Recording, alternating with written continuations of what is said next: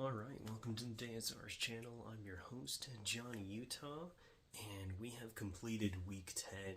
Alright. Week 10 was a tough week for me. It just felt like it wasn't the greatest week.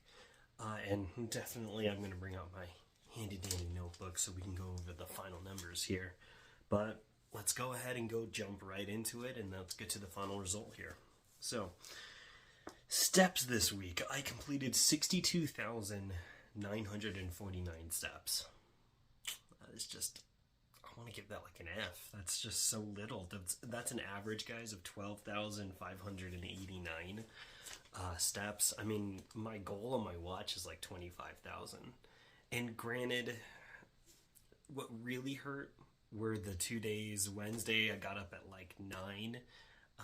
And I think that total day only completed like 4,000 steps. The plasma day on Thursday, I got up like at 9:30, even later.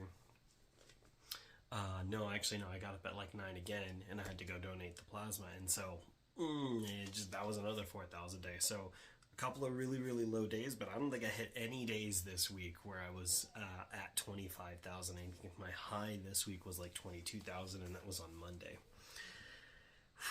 So that's definitely a low, but I mean 62,000 is still a good amount. As long as you're keeping above 10,000 steps is what is normally recommended. That's pretty good. It's just these are low compared to what I've been able to do before. I mean, let's just for reference point, week 5, 135,000, week 6, 159,000, week 7, 141,000.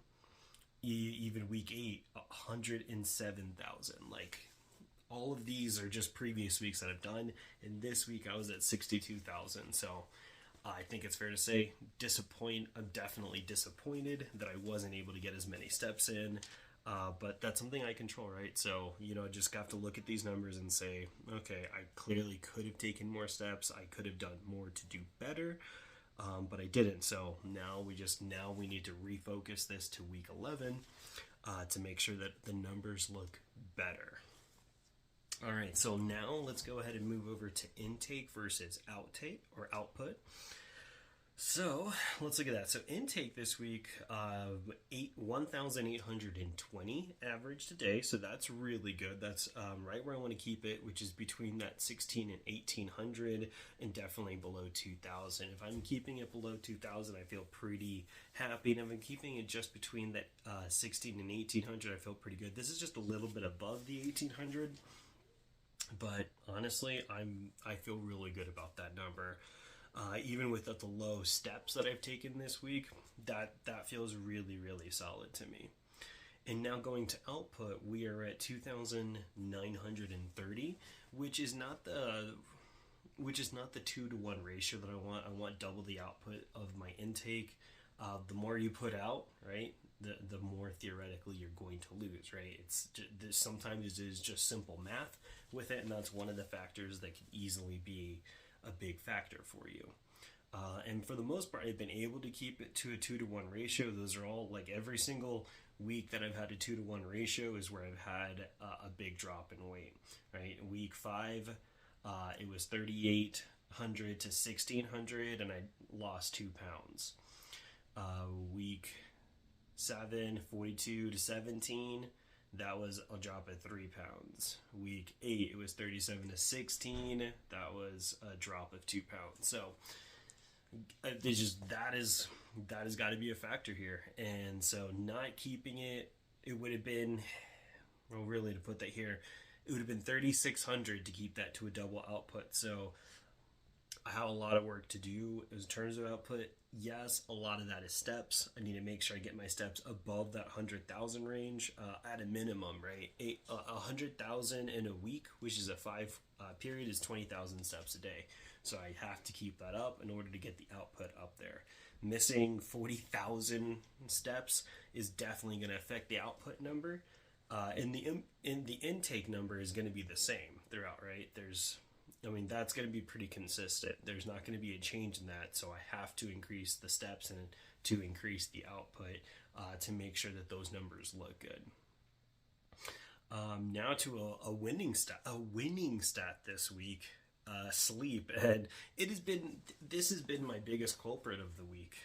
Is that I think every single day this week that I've even worked out, I've woken up late. My body has just been wanting to stay asleep.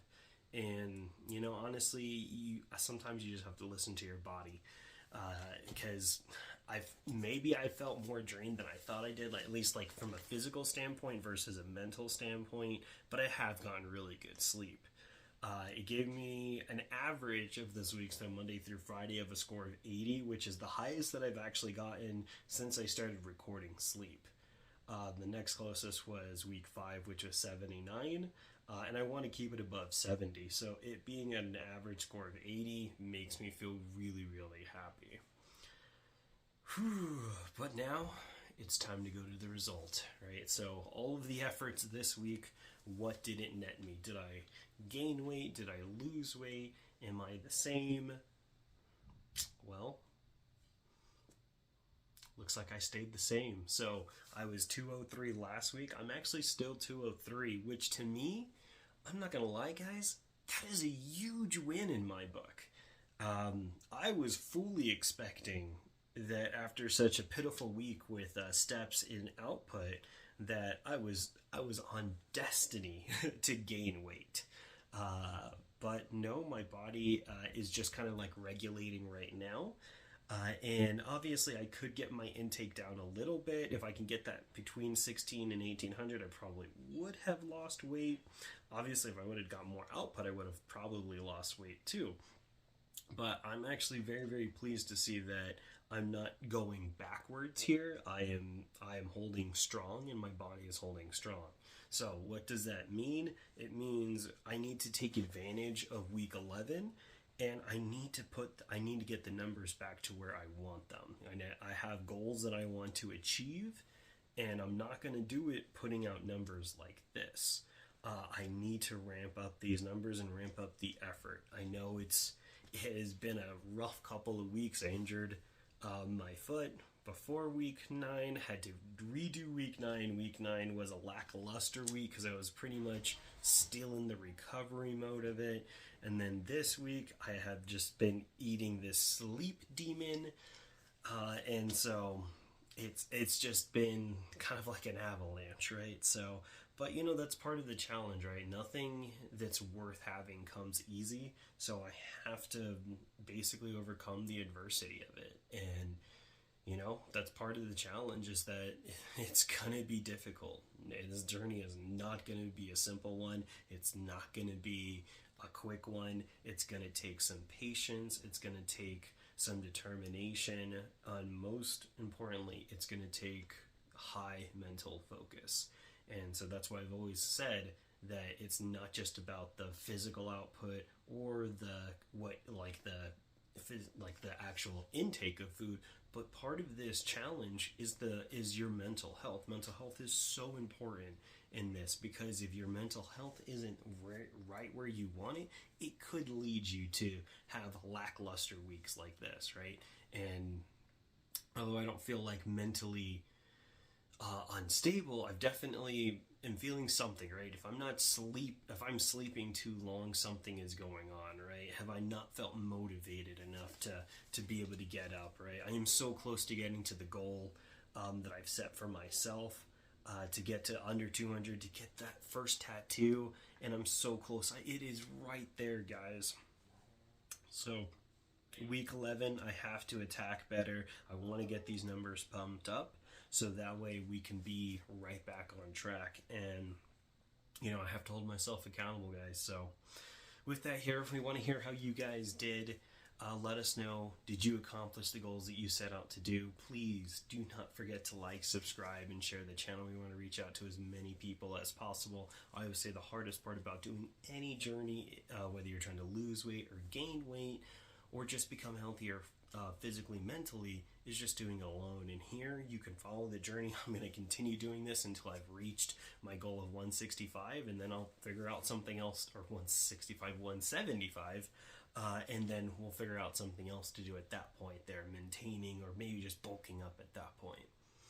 But with that here, it's Johnny Utah out, and have a good weekend.